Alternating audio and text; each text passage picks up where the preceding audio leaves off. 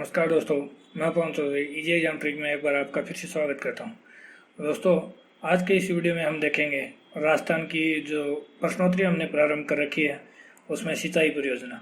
यानी आप सबको पता है कि राजस्थान की प्रश्नोत्तरी हमने प्रारंभ कर रखी है, जिसमें मैंने 6-7 वीडियो लगभग लगा दिए हैं। और आज ये है राजस्थान की सिंचाई परियोजना के बारे में। तो ये पीछे के एग्जाम्स में आए हुए क्वेश्चन है, लगभग महत्वपूर्ण क्वेश्चन है और इन्हीं में रिपीट होते हैं क्वेश्चन। ठीक है, क्योंकि क्वेश्चन तो वही रहने हैं, एग्जाम तो बहुत होती रहती हैं, तो बहुत ज़्यादा चांसेस रहते हैं कि रिपीट होते रहते हैं क्वेश्चन उनमें से जो पीछे के एग्जाम्स में आए हुए हैं। ठीक है, तो इनके बहुत ज़्यादा आने के चांसेस हैं। तो दोस्तों, यदि आप चैनल पर नए हो तो चैनल को शेयर करें, सब्सक्राइब करें और साथ में बेल बटन दबा लीजिए, जिससे जो भी मैं वीडियो अपलोड करूँगा वो आप लोगों तक आसानी से उसका नोटिफिकेशन आ जाएगा और आप लोग उसको आसानी से देख सकते हो। ठीक है, तो चलिए मैं आपका टाइम वेस्ट ना करते हुए शुरू करते हैं कि राजस्थान में सेम की समस्या से प्रभावित जिले कौन से हैं।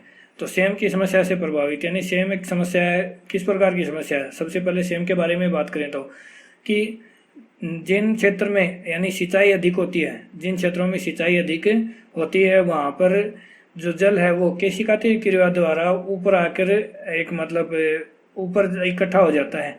ठीक है, तो उसी को केशिका सेम की समस्या कहते हैं। और ये अधिक सिंचाई कौन से क्षेत्र में होती है, अपने जो इंदिरा गांधी नहर के द्वारा होती है सर्वाधिक सिंचाई, तो हनुमानगढ़ और गंगानगर इन जिलों में जो सर्वाधिक सिंचाई होती है, तो इन दो जिलों में ये समस्या पाई जाती है। ठीक है, उसके बाद में अगला क्वेश्चन देखिए, निम्नलिखित में से कौन सा युग्म सुमेलित नहीं है पूछा है। इस पे आपको ध्यान देना है, एग्जाम दोगे तभी क्वेश्चन देना कि आप कई बार सुमेलित है ये इस पे कर देते हो, तो सुमेलित नहीं है। हमेशा कभी भी एग्जाम दो क्वेश्चन को 2 बार हमेशा पढ़ना है। ठीक है, वो आपको आए ना आए लेकिन क्वेश्चन को 2 बार आराम से जरूर पढ़ना उसको। अब देखो इसमें युग्म कौन सा सुमेलित नहीं है। नर्मदा परियोजना है, वो राजस्थान और मध्य प्रदेश की संयुक्त परियोजना है। ठीक है, चंबल नदी है वो राजस्थान और मध्य प्रदेश की है। व्यास है वो राजस्थान और हरियाणा की है। माई सागर परियोजना है वो राजस्थान और उत्तर प्रदेश के साथ में नहीं है। ये माई सागर किसके साथ में है, राजस्थान और नीचे किसके साथ में है, गुजरात के साथ में है। किसके साथ में है, गुजरात के साथ में। वहीं यदि बात करें तो राजस्थान का इसमें 45% हिस्सा है और गुजरात का इसमें 55% हिस्सा आता है। ठीक है, व्यास परियोजना राजस्थान और हरियाणा की, ये सही है। चंबल परियोजना राजस्थान और मध्य प्रदेश की है, ये 50-50 है दोनों की, 50-50% दोनों का हिस्सा है। नर्मदा नदी ये 4 राज्यों से की सम्मिलित है। राजस्थान मध्य प्रदेश तो है ही, इसके साथ में महाराष्ट्र और गुजरात।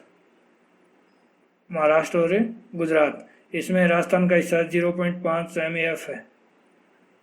ठीक है, ये पूछ लिया जाए तो ये नर्मदा नदी की परियोजना है वो 4 राज्यों की परियोजना। ठीक है, अगला क्वेश्चन देखिए, राजस्थान में सर्वाधिक क्षेत्र में सिंचाई किस स्रोत से होती है, यानी कौन से स्रोत के द्वारा सर्वाधिक सिंचाई होती है। तो कुएं और नलकूपों के द्वारा सर्वाधिक सिंचाई होती है।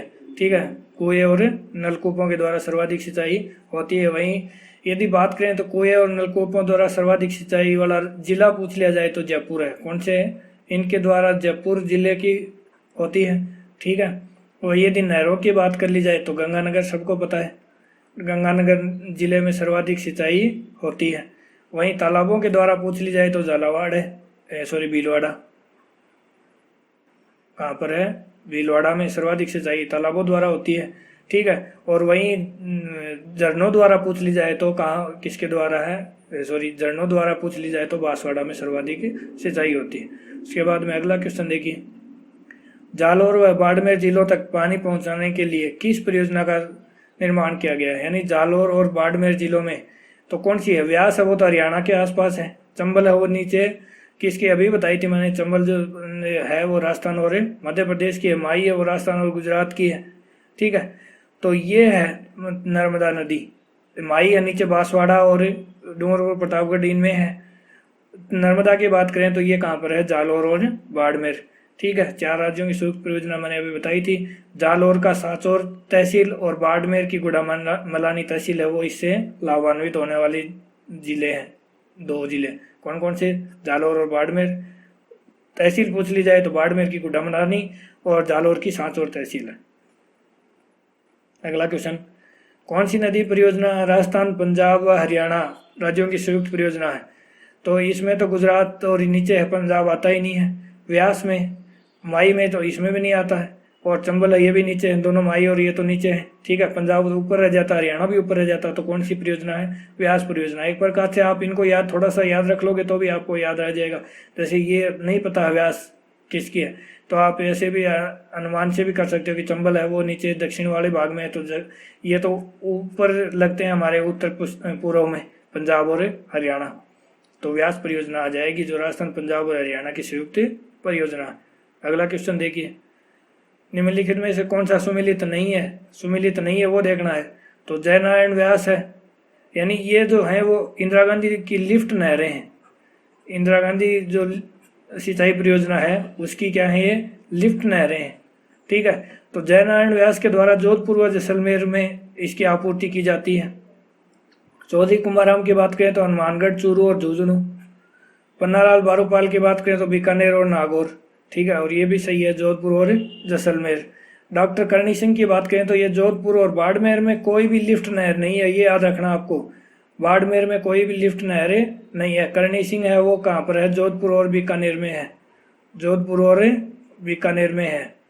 ठीक है, तो ये इस प्रकार सही है। वहीं जयनारायण व्यास की बात करें तो ये जोधपुर और जैसलमेर जिले में है।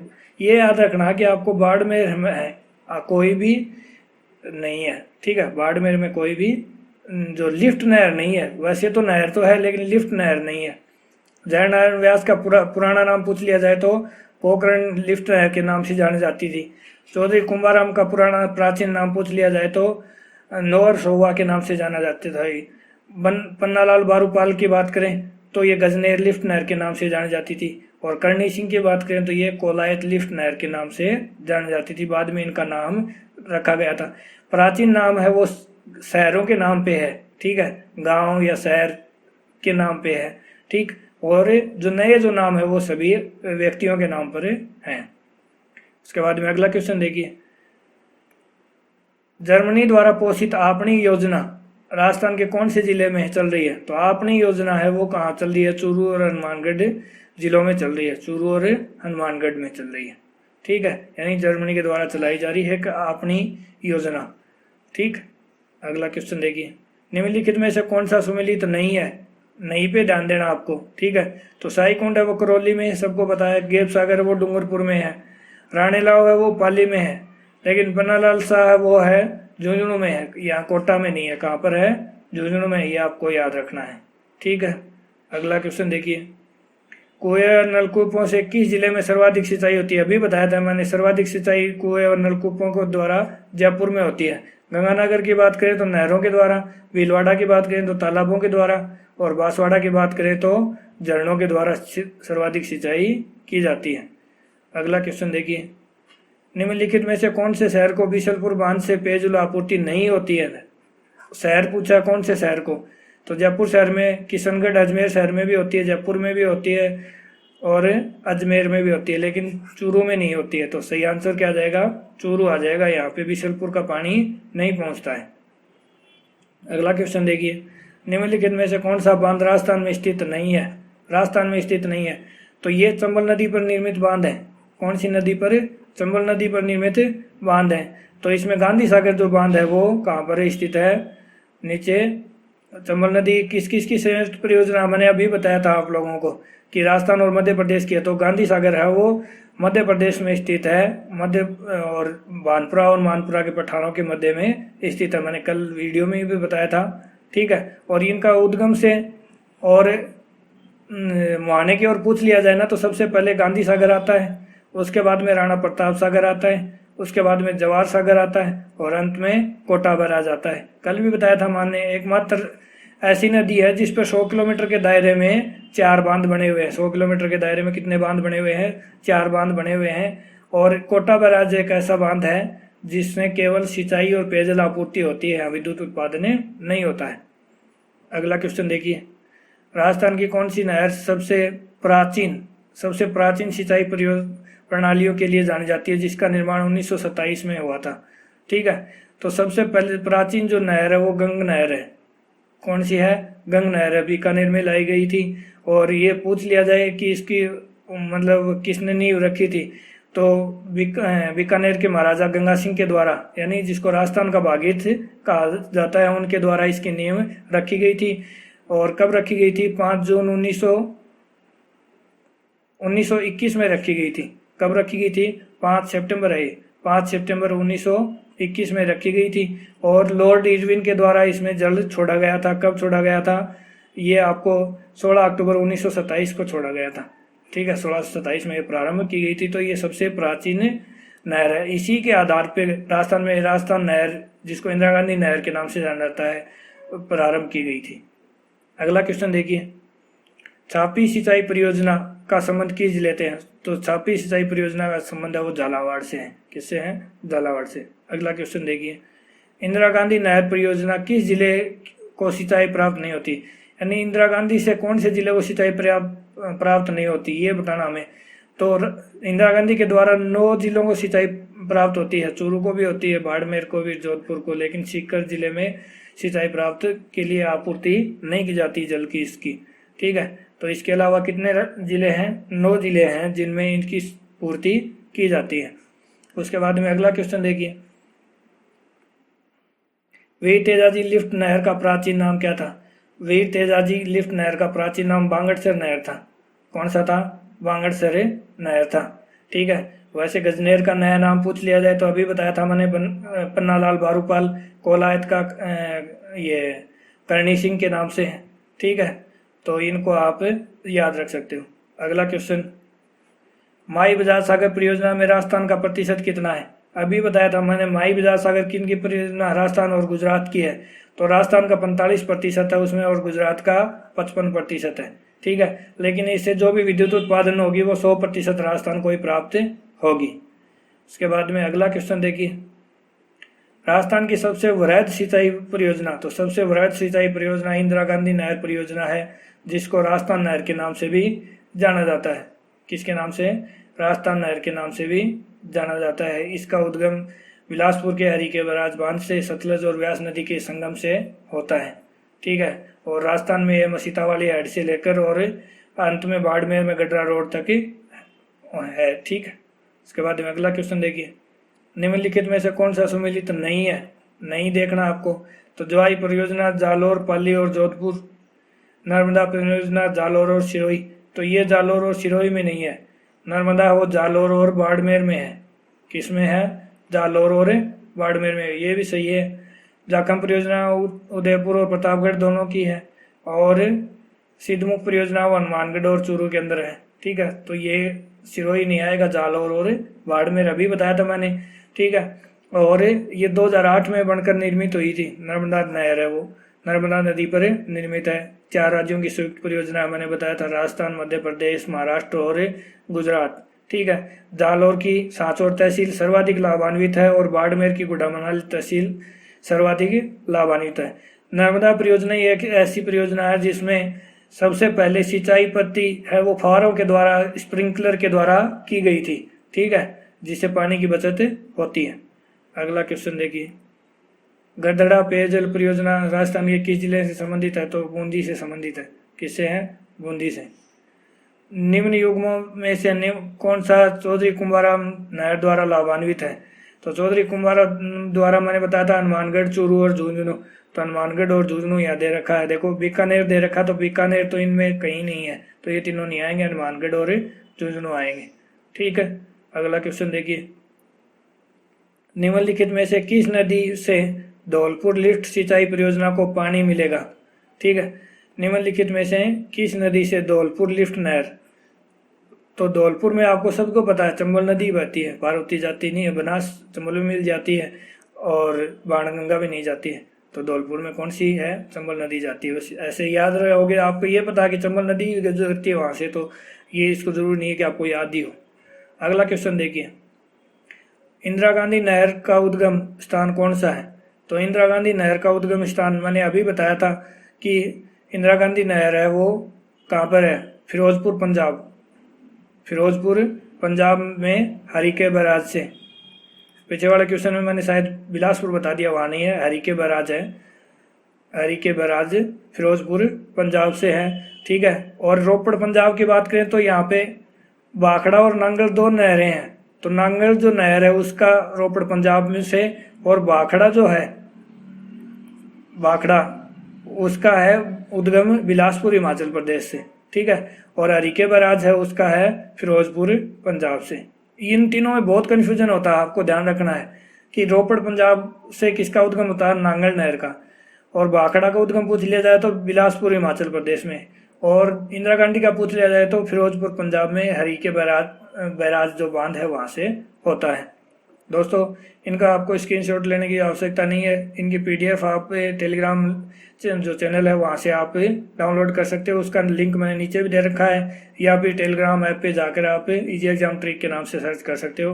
वहाँ पे आपको सभी जो भी मैंने प्रश्नोत्तरी करवाई है सबके पीडीएफ मैंने उस पर डाल रखे हैं, वहाँ से आप डाउनलोड कर सकते हो। वहीं इसके साथ साथ में मैंने भारत की ज्योग्राफी प्रारंभ कर रखी है, तो उसके भी मैंने उसमें प्रश्नोत्तरी है या फिर उसके नोट्स हैं वो भी मैंने पीडीएफ वहाँ पे डाल रखे हैं, तो वहाँ से आप डाउनलोड कर सकते हो। अगला क्वेश्चन देखिए, निम्नलिखित में से गलत युगम, जो गलत है उसको छांटना है। त्रिवेणी संगम बताने हैं और नदियाँ बता रखी हैं। तो रामेश्वरम, चंबल बनास और सीबीएससी के नाम से मैंने बताया था आप लोगों को। राजमहल टोंक के अंदर, तो बनास डाई खाई बीडीके के नाम से बताया था मैंने आप लोगों को, बीडीके बनास डाई खारी, ठीक है। बिजोलिया में बनास बेडच और मैनाल। वेणेश्वर में सोमवाई जाखम, तो वेणेश्वर में ये भी सही है, सिपवाड़ा भी सही है, ये भी सही है, ये भी सही है। लेकिन ये जो है बनास बेडच और मैनाल, मैंने क्या बताया था, BMB, बिगोद में है, ये बिजोलिया में नहीं है। कहाँ पर है, बिगोद में। कैसे याद रखेंगे, भीलवाड़ा में बिगोद, मैंने ऐसे बताया था, भीलवाड़ा में बिगोद, बनास, मैनाल और बेडच, ठीक है। त्रिवेणी संगम बहुत अच्छे से मैंने करवाया था, राजस्थान ज्योग्राफी मैंने करवा रखी है, उसमें बोर्ड के ऊपर आप वहाँ से भी देख सकते हो, पूरी राजस्थान ज्योग्राफी मैंने करवा रखी है। अगला देखिए क्वेश्चन, राजस्थान की वह सिंचाई परियोजना जिसमें जल संरक्षण हेतु फुहारा सिंचाई पद्धति, अभी बताया था मैंने कि जल सबसे पहले सिंचाई के लिए फुहारा सिंचाई पद्धति कहाँ पे प्रारंभ की गई थी, नर्मदा नहर में प्रारंभ, नर्मदा नहर परियोजना के द्वारा प्रारंभ की गई थी, ठीक है। 2008 में इसका निर्माण कंप्लीट हो गया था, 2008 में प्रारंभ हुई थी। अगला क्वेश्चन देखिए, जवाई परियोजना से लाभान्वित होने वाला जिला कौन सा है। तो जवाई जो परियोजना है उससे लाभान्वित होने वाला जिला कौन सा, ये पूछा है, ठीक है। तो अब ये बताना है कि कौन सा, लाभान्वित नहीं होने वाला जिला बताना है। तो नहीं होने वाला पूछा है, तो नहीं होने वाला आपको बाड़मेर आ जाएगा। इसमें कौन सा आ जाएगा, बाड़मेर। बाकी उदयपुर, राजसमंद और सिरोही इन तीनों में होती है। इसको मारवाड़ का अमृत सरोवर भी कहते हैं, जवाई बांध को मारवाड़ का अमृत सरोवर भी कहा जाता है। बहुत ही महत्वपूर्ण क्वेश्चन है, बहुत बार आया हुआ है, ठीक है। उसके बाद में अगला क्वेश्चन देखिए, क्वेश्चन नंबर 26, निम्नलिखित में से कौन सा कथन सही नहीं है। सही नहीं है वो आपको बताना है। तो गंग नहर का निर्माण कार्य 1927 में पूर्ण हुआ था, अभी बताया था 1921 में प्रारंभ हुआ था। महाराजा गंगा सिंह के द्वारा इसकी नींव रखी थी। 1927 में लॉर्ड इनवेर के द्वारा इसमें पानी छोड़ा गया था। कुएं, नलकूप राजस्थान में सिंचाई के प्रमुख साधन है, तो सर्वाधिक सिंचाई इन्हीं से होती है, दोनों सही है। खड़ीन शुष्क राजस्थान में जल संरक्षण की परंपरागत विधि है, ये भी है, जैसलमेर में की जाती है, ठीक है, पालीवाल ब्राह्मणों के द्वारा। और इंदिरा गांधी नहर के जल का उपयोग केवल सिंचाई के लिए, ये गलत है, केवल सिंचाई के लिए नहीं है, तो ये आंसर आ जाएगा, ठीक है, सही नहीं है वो निकालना। अगला क्वेश्चन देखिए, इंदिरा गांधी नहर का अंतिम छोर क्या है। तो अभी बताया था मैंने, बाड़मेर का गडरा रोड है, ठीक है, बाड़मेर का गडरा रोड। इसका निर्माण 2 चरणों में हुआ था। पहला चरण हरीके बैराज से लेकर मसीतावाली हेड तक, और दूसरे में मसीतावाली हेड से मोहनगढ़ तक करना था, लेकिन इसको बढ़ाकर कहाँ तक कर दिया था, गडरा रोड तक कर दिया गया था। अगला क्वेश्चन देखिए, पन्नालाल बारूपाल नहर का जल स्रोत क्या है। तो ये जो पन्नालाल बारूपाल नहर है ये एक लिफ्ट नहर है, और कौन सी है, इंदिरा गांधी नहर की है। तो इंदिरा गांधी का जल स्रोत क्या है, हरीके बैराज है, ठीक है, हरीके बैराज। अगला क्वेश्चन देखिए, बहुउद्देश्य नदी घाटी परियोजनाओं को आधुनिक भारत का मंदिर किसने कहा था। तो बहुउद्देश्य नदी घाटी परियोजनाओं का आधुनिक भारत का मंदिर पंडित जवाहरलाल नेहरू ने कहा था। किसने कहा था, पंडित जवाहरलाल नेहरू ने। अगला क्वेश्चन देखिए, इंदिरा गांधी नहर के योजनाकार कौन थे? बहुत बार आया हुआ है क्वेश्चन, बहुत बार आया हुआ है। कंवर सेन था। कौन था? इंदिरा गांधी जो नहर परियोजना है वो कंवर सेन था इसका। और किसके मतलब अनुसार इसके निर्माण किया गया था? गंग नहर के अनुसार इसका निर्माण किया गया था। योजनाकार था कंवर सेन। तो दोस्तों इसकी पीडीएफ डाउनलोड करने के लिए नीचे टेलीग्राम का लिंक दे रखा मैंने, वहाँ से आप डाउनलोड कर सकते हो। या फिर आप कोई भी प्ले लिस्ट देखना चाहते हो तो नीचे उसमें आप डिस्क्रिप्शन में उसका लिंक दे रखा है सभी प्ले लिस्ट का, वहाँ से आप कोई भी वीडियो देख सकते हो। दोस्तों उम्मीद करता हूँ मेरा वीडियो आपको पसंद आए तो लाइक और फ्रेंड से शेयर करना ना भूलें। इसी प्रकार के और वीडियो के लिए हमारे चैनल को शेयर करें, सब्सक्राइब करें और साथ में बेल बटन दबा लीजिए, जिससे मैं जो भी वीडियो अपलोड करूँ आप लोगों तक आसानी से पहुँचता है। धन्यवाद।